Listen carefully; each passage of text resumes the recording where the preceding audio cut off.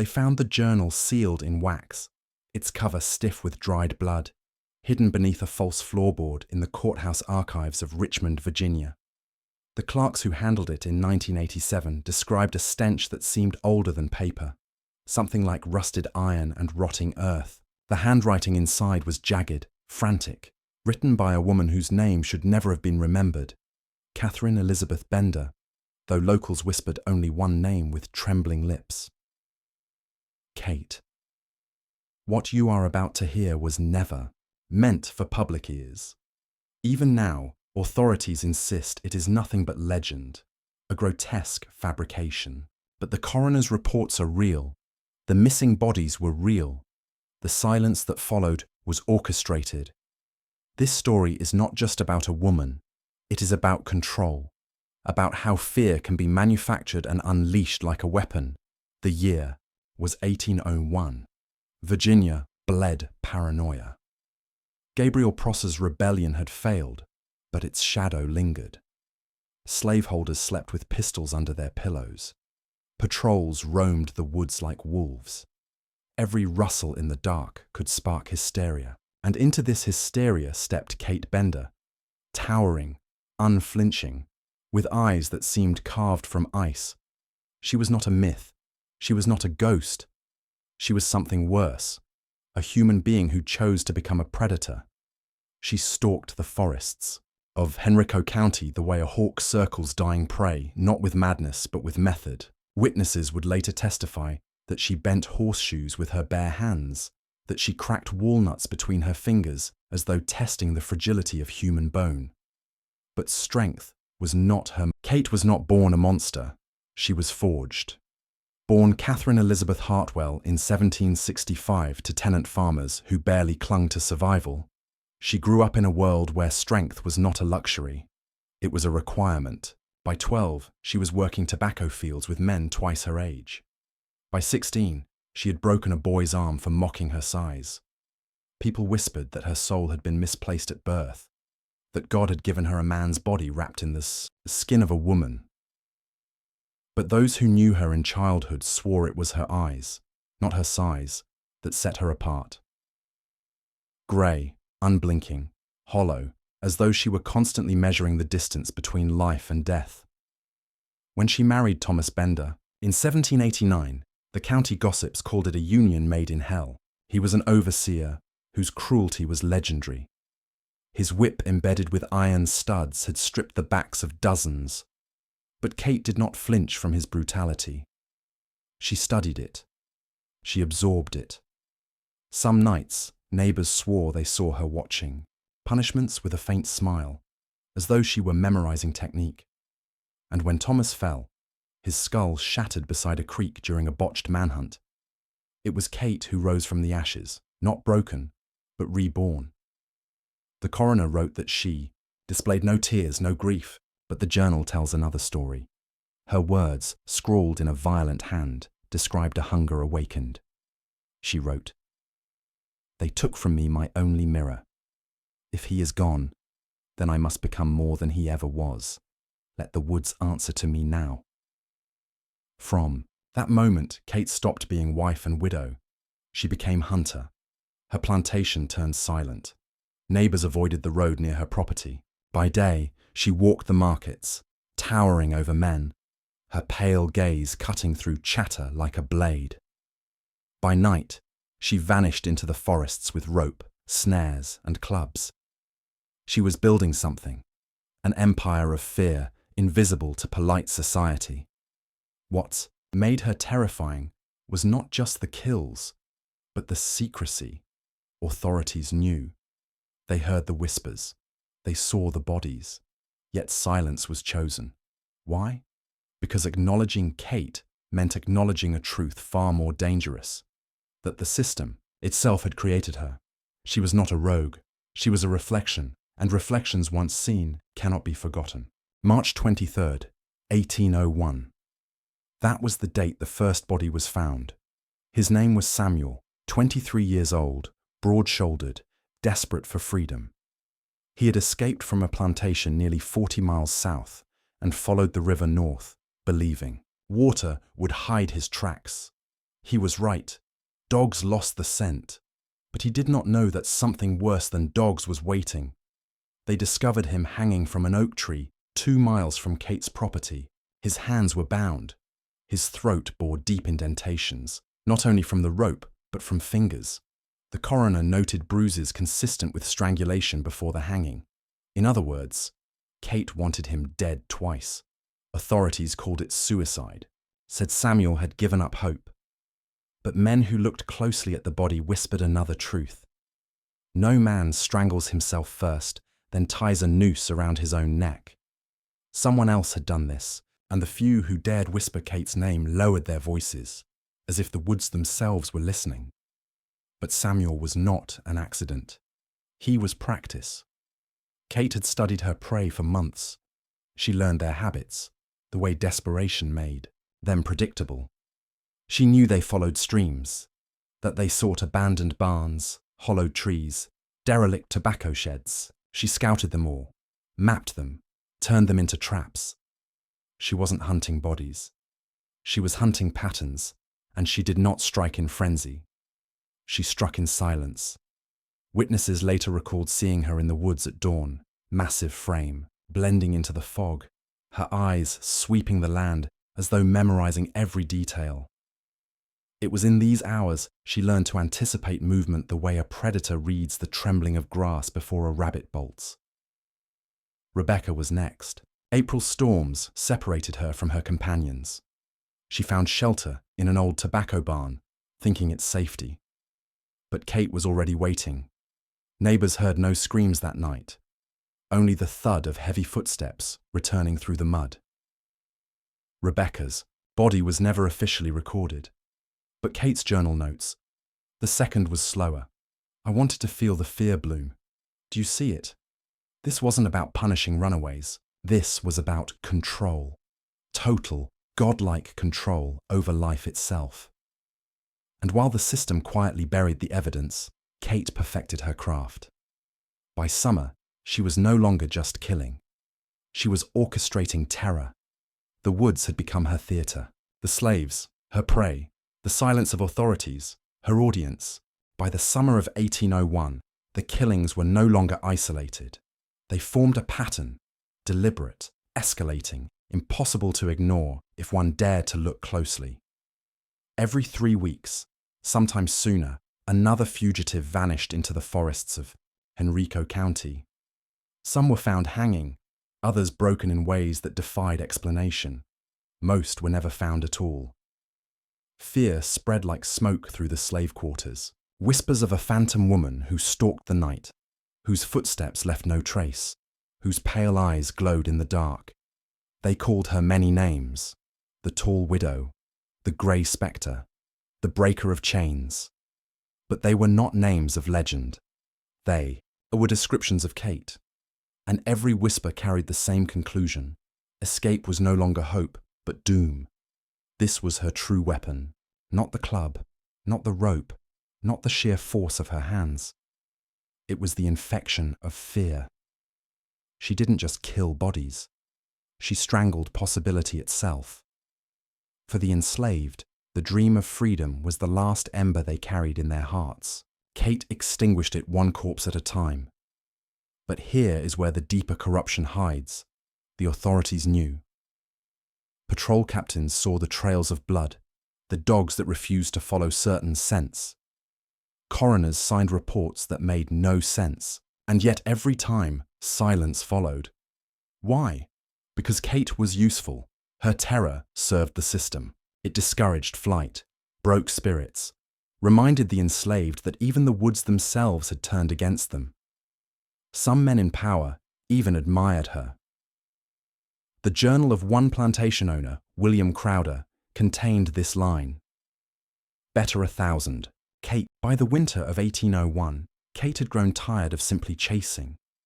Chasing was labor, and though her strength was monstrous, she preferred something else: control. Why struggle through mud and briar when her prey could be made to walk willingly into her hands? That is when she began constructing what survivors later called the false refugees. Imagine you are a runaway slave. Your feet are raw, your stomach clawing itself from hunger, your eyes burning from weeks without rest.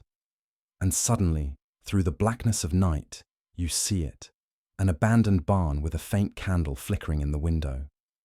Inside, food scraps, water, maybe even a blanket. Everything about it whispers safety. But what you didn't know was that Kate had left it there. She had dragged old bread from her own kitchen, carried buckets of water from the well, laid down straw as if someone had only just left. To the desperate, it looked like a miracle. To Kate, it was a stage. She would wait in silence, crouched in rafters or pressed behind broken walls, her breathing steady, her pulse slow, like a hunter who had fused with the shadows themselves. When her prey stumbled inside, she did not always strike immediately. Sometimes she let them rest, drink, even fall asleep. She wanted them to believe they were safe before she shattered it. That moment, the instant the body realized the lie, was the moment Kate lived for. One survivor, an elderly man named Elias, who escaped by sheer accident, recounted years later. I heard her laugh before I saw her, a low laugh, like she already owned me. I ran through the cracks in the boards. The woods saved me, but I never closed my eyes the same way again. Every roof after that felt like a trap. That was her genius. She wasn't killing for necessity anymore. She was experimenting, refining her cruelty like an art form. The false barns spread across the county. Each carried its own signature. Sometimes a half-burned lantern, sometimes a trail of footprints leading inside but never out. She was creating symbols, signals of doom, until even empty shelters terrified the enslaved. Think about it. Kate's victims were no longer simply bodies in the woods. She had poisoned. By 1802, the killings alone weren't enough. Kate understood something vital. Murder creates fear, but silence protects it. And so she began weaving silence like a net around herself. It started with her neighbors. Farmers living on the edges of Henrico County were not blind. They saw the trails of blood across frozen fields, the lanterns that flickered in barns where no one lived, the sudden disappearance of slaves who had been sighted only days earlier. Some heard screams on the wind at night, cut short as if swallowed by the earth. Yet when the sheriff rode through, no one spoke. Why? Because Kate made them complicit. When a neighbor's pigs went missing, Kate found them the next morning, safe in his pen. When another man's son was caught stealing tobacco, Kate swore she would never tell. Small favors, whispered promises, these were her tools. People began to feel they owed her, and in that debt, their tongues tied themselves, but others kept quiet for darker reasons. Some fathers warned their children, don't cross Widow Kate. If she looks at you, look away. Fear of becoming her prey was enough to keep mouths shut. In that way, her shadow grew larger than her body, stretching into homes she never even entered. The most chilling accounts, though, came from children.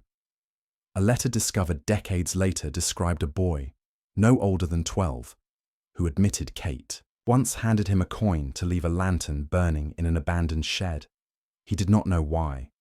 Only years later, as an adult, did he realize he had lit the trap where 2 runaways died that night. Kate had turned innocence itself into an accessory to her crimes, and then came the patrolmen. These men were supposed to enforce order, track fugitives, uphold the system. By 1803, Kate's reach was no longer contained to the borders of her county. Her victims were not the only thing disappearing. Hope itself was vanishing, carried off on the wind like smoke from her hidden fires. Stories of her spread, first among the enslaved, then among patrol riders, and eventually across state lines. Runaways fleeing north through Virginia began to hear the same warning again and again. Beware the widow in the woods. In Carolina, whispers told of a pale woman who left footprints that faced the wrong way, so that those who followed her trail were led into traps. In Maryland, fugitives were told that the forests themselves had turned traitor, because one woman made the trees her allies. Not all the details were true. Many were exaggerations, distortions, ghost stories told around dying fires. But that was the power of legend. It did not matter what was true. What mattered was the fear it carried. Kate's violence had grown so mythic that men hundreds of miles away felt her hand on their shoulders, and here lies the cruelty.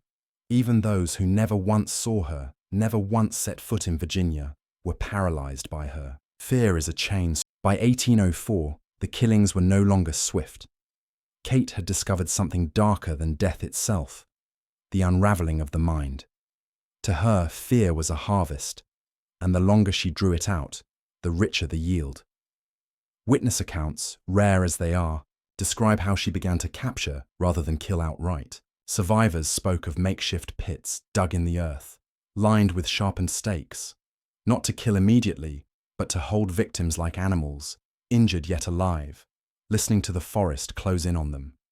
She would leave them there overnight, sometimes 2 nights, returning only to watch. One runaway, Josiah, survived long enough to tell his story before dying of infection weeks later. His words were recorded by a preacher. By 1805, Kate's shadow could no longer remain confined to rumor. Too many had vanished. Too many families had searched in vain, only to find silence where sons and daughters once stood. Even as officials denied her. By 1806, Kate's legend had grown too heavy to ignore. She wasn't just a phantom whispered among slaves. She was costing men money, authority, and face. Plantation owners, bounty hunters, even sheriffs began to see her as a disruption, a wildcard no one controlled.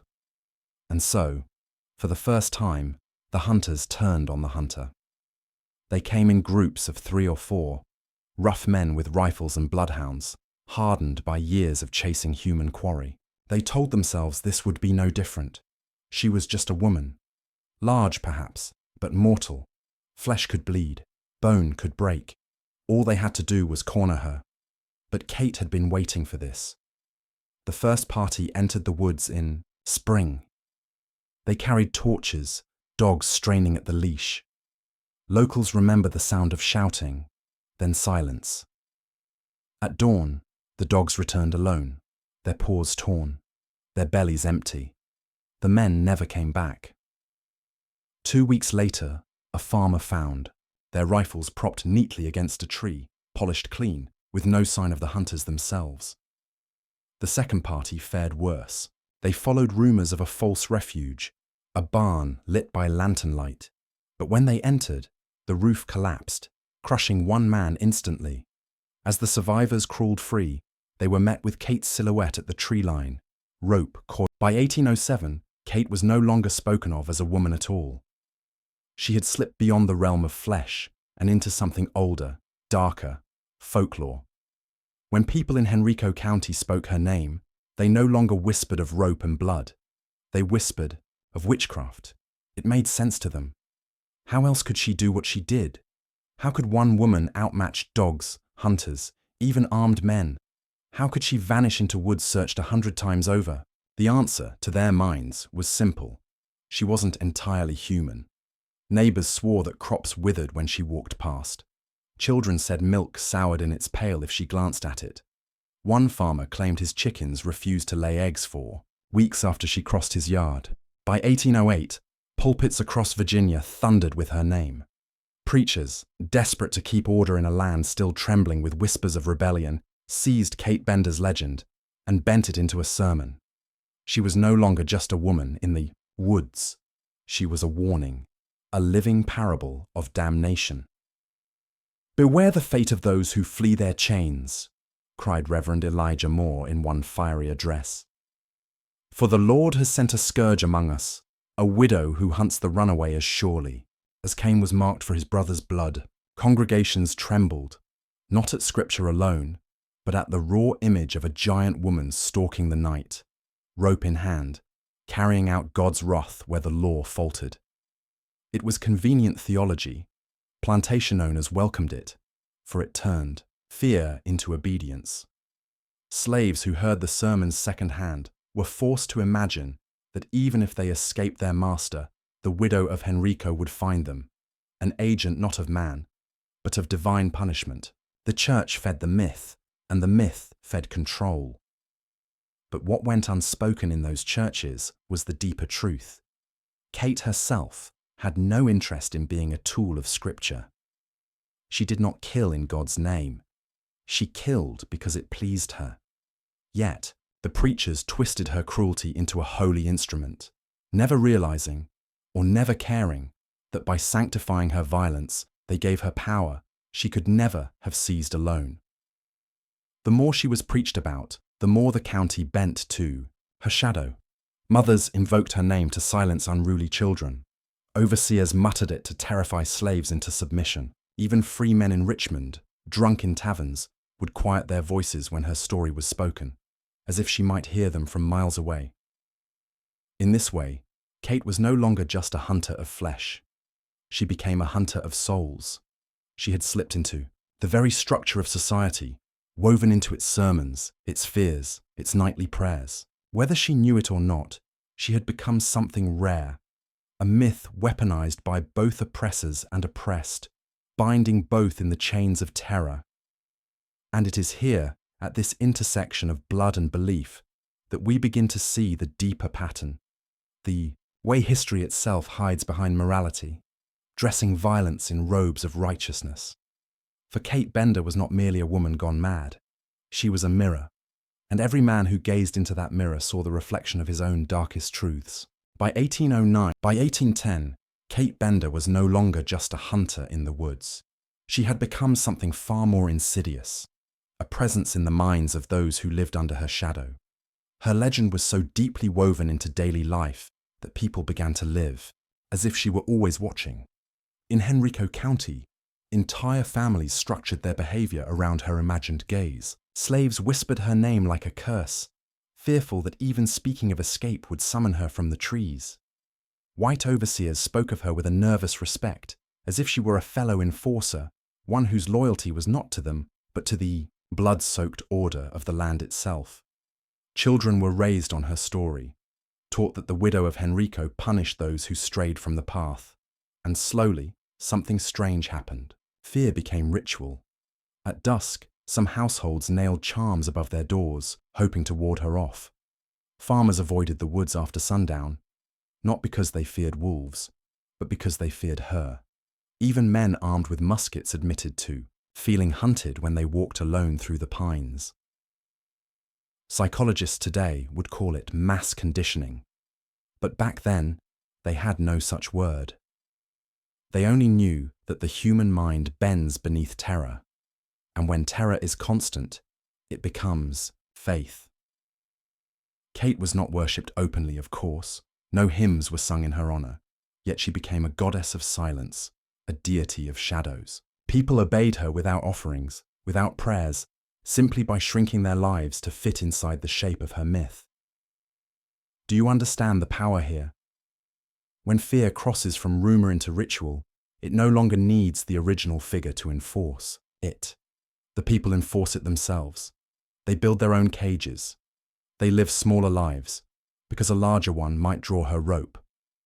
This was Kate's true dominion. Not the dozens she killed with her hands, but the thousands she controlled, without ever touching. By 1810, the widow of Henrico no longer had to stalk every runaway herself. The community had absorbed her legend into its marrow. Men dreamed of her. Women felt her shadow across their doorways. Children grew up fearing the crack of a branch at night. She had become less a person than a principle. Terror incarnate, ruling not with a whip or a law, but with the prison of the mind. And once a myth has taken root inside the mind, tell me, who can ever By 1811, the widow of Henrico had become a story too sharp to hold without bleeding. At first her myth was convenient, a scarecrow for the enslaved, a warning for the restless, a reason to tighten laws. But now, something unexpected began to happen.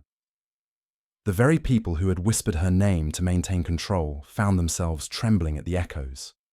In Richmond, planters gathered in candle-lit parlors, muttering that the tale had grown dangerous. Rumors swelled that Kate no longer hunted only runaways.